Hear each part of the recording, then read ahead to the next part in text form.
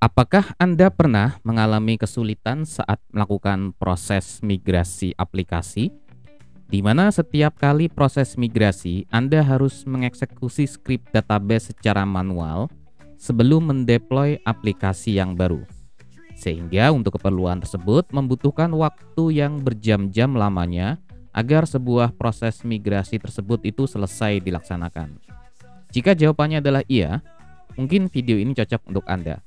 Karena kita akan membahas bagaimana melakukan migrasi mudah dan aman menggunakan Flyway. Saya Teddy Trisaputro, selamat datang di Nostratek TV.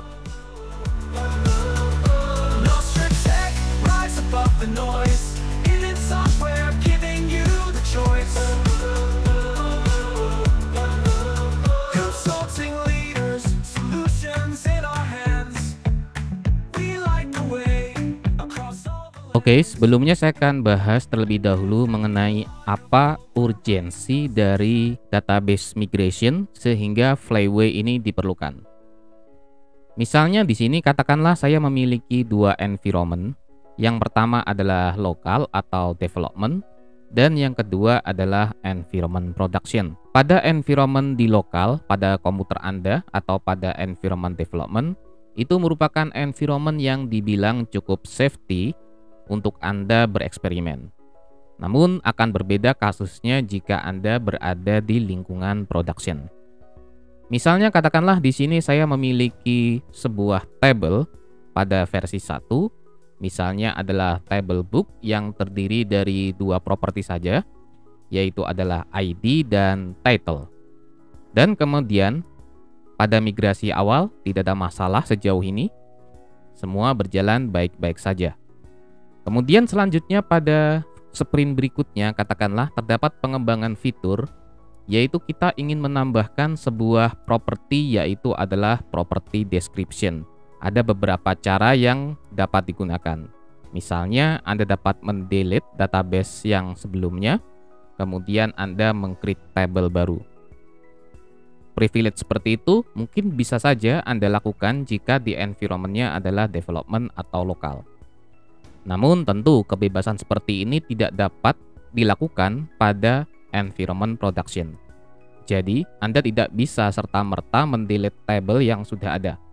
Karena database tersebut sudah diisi dengan data-data production. Sehingga diperlukan prosedur migrasi untuk mengubah skema dari database yang ada di production. Terkadang jika Anda sudah terbiasa menggunakan Hibernate, Hibernate sendiri memiliki fitur untuk melakukan otomatisasi update skema. Namun saya tidak menyarankan pendekatan seperti ini di lingkungan production ya. Karena selain fitur ini memiliki keterbatasan, ada juga alasan keamanan mengapa harusnya pendekatan ini tidak digunakan pada lingkungan production. Saya akan jelaskan alasannya. Jadi atas dasar pertimbangan keamanan, harusnya akses aplikasi backend itu ke database, dalam hal ini production, itu tidak boleh diberikan akses setara admin atau yang melebihi dari kebutuhan yang seharusnya. Misalnya katakanlah tugas aplikasi hanyalah melakukan insert, update data, ataupun delete juga, maka seharusnya aplikasi itu tidak diberikan wewenang untuk mengupdate, menghapus table ataupun database. Bahkan akses membuat user atau menghapus user dan lain sebagainya. Wewenang-wewenang seperti itu harusnya tidak diserahkan pada aplikasi. Itulah mengapa prosedur migrasi harusnya dilakukan. Biasanya kita membuat skrip SQL setiap kita ingin melakukan migrasi. Kemudian selanjutnya skrip SQL yang telah dibuat tersebut akan dijalankan oleh bagian operasional untuk dieksekusi sebelum aplikasi backend-nya dideploy. Namun tentu ada masalah di sini. Membuat skrip SQL kemudian mengeksekusinya secara manual tentu akan memperlambat proses deployment dan bisa jadi rentan terhadap human error. Dan ini tentu tidak sejalan dengan semangat CI/CD untuk melakukan integrasi dan deployment aplikasi secara terotomatisasi. Lalu kemudian bagaimana nih caranya agar proses migrasi dapat dilakukan secara terotomatisasi sekaligus aman? maka kemudian disinilah Flyway hadir, sehingga kita dapat melakukan proses migrasi dengan aman dan juga dilakukan secara otomatis. Oke, untuk menggunakan Flyway pada framework Spring Boot, Anda cukup menambahkan dependensi Flyway di sini, sebagaimana yang ada pada project yang saya gunakan, yaitu adalah grup ID-nya org.flywaydb, sedangkan artifak ID-nya adalah Flyway_core. Kemudian selanjutnya pada application.yml ada beberapa pengaturan yang perlu di-set. Misalnya di sini katakanlah saya memiliki dua profile dan saya mengatur Flyway saya pada profile production. Jika Anda lihat di sini pada baris 51 ke bawah, ini adalah pengaturan terkait Flyway yang saya gunakan. Saya akan jelaskan satu persatu. Pengaturan pertama adalah baseless version, di mana di sini adalah versi baseline atau versi awal dari script yang akan dieksekusi Flyway. Berarti versi sebelumnya itu tidak akan dijalankan. Di sini saya mengatur untuk baseline versionnya adalah 1.0. Kemudian selanjutnya, baseline on migrate ini adalah pengaturan yang memungkinkan kita untuk mengeksekusi script pada baseline version ketika skema history itu masih kosong. Dalam hal ini adalah versi 1.0 ya. Kemudian selanjutnya pada locations, kita dapat memberitahukan Flyway di mana skrip migrasi kita berada. Dalam konteks ini saya meletakkannya di directory db/migration. Lalu berikutnya adalah skema, merupakan lokasi di mana skema dari skrip migrasi akan dieksekusi. Dalam hal ini, skrip migrasinya akan dieksekusi pada skema public. Setelah itu ada pengaturan enabled di sini yang memungkinkan Anda dapat mematikan atau menyalakan fitur dari Flyway. Jadi jika enabled-nya Anda atur false, maka Flyway tidak akan dijalankan sehingga skrip migrasi Anda itu tidak akan dieksekusi. Selanjutnya yang terakhir adalah pengaturan terkait username, password, dan juga URL database. Yang sebenarnya pengaturan ini sifatnya adalah opsional ya, namun jika Anda atur, maka Anda dapat memisahkan antara kredensial yang digunakan untuk aplikasi dan kredensial yang dipergunakan khusus untuk migrasi. Dalam konteks ini, saya akan posisikan untuk username, password, dan URL-nya ini, itu saya serahkan pada environment variable atau sistem parameter dengan mengasumsikan hanyalah DevOps engineer ataupun bagian infrastruktur yang akan menjalankan aplikasi Spring Boot secara terotomatisasi. Sehingga username dan password ini dapat diinput secara dinamis melalui sistem parameter ataupun melalui environment variable. Oke, setelah pengaturan properties ini selesai, selanjutnya yang perlu Anda lakukan adalah menambahkan skrip migrasi database ke lokasi yang sesuai dengan pengaturan yang telah Anda buat.